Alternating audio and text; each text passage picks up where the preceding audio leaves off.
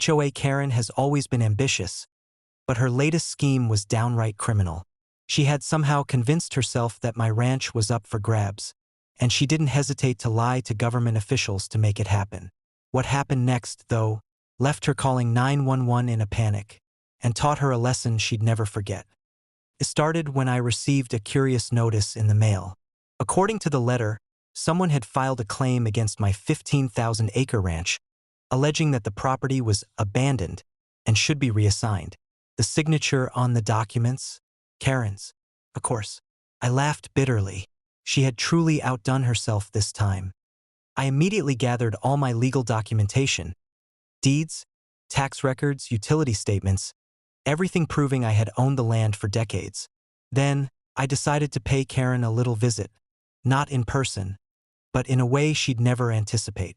I knew she loved to flaunt her sense of control over the neighborhood, so I had to strike where she felt untouchable. That morning, I sent a certified letter to the local government, attaching copies of all relevant documents and politely but firmly demanding that Karen's fraudulent claim be dismissed. The letter also included a note stating that I was aware of her actions and that further attempts to misrepresent ownership would be considered criminal fraud. While she was reading my letter, I also made a few discreet calls. One of them went to the local law enforcement office, where I confirmed that any attempt to falsely claim my property would result in immediate investigation. Another call went to her HOA board, who were more than happy to be reminded of Karen's penchant for overstepping boundaries. Karen, of course, didn't take this news quietly. She marched onto her front lawn, waving the letter like it was a declaration of war, muttering about harassment and overreach. Little did she know I had arranged a few surprises. First, a team of official inspectors on my payroll, fully authorized, arrived at her property to verify my claims and check the legitimacy of her filings. They confirmed my ownership immediately. Karen, seeing their badges and paperwork, began to panic. Then came the fun part. I drove past her house, not aggressively, but casually, with a series of large, official-looking signs. One read, "Private property, federal ownership verified." Another, "Unauthorized claims are a federal offense." The signs were placed strategically, visible from every window of her house. Karen's panic turned into full-blown hysteria. She called 911, claiming that strangers were intimidating her, waving documents and posting signs.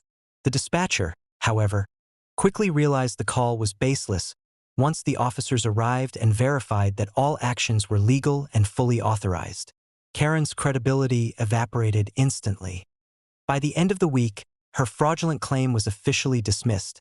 Her HOA board had reprimanded her, and the government offices had a clear record of her attempted deception.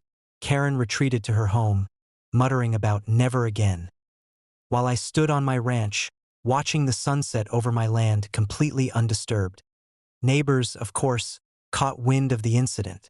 Some quietly congratulated me, others laughed at Karen's antics, and a few even admitted they had suspected she might try something extreme.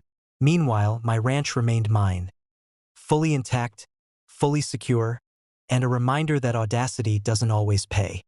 Karen had learned, painfully, that lying to the government to steal someone's property is not just morally wrong. It's illegal.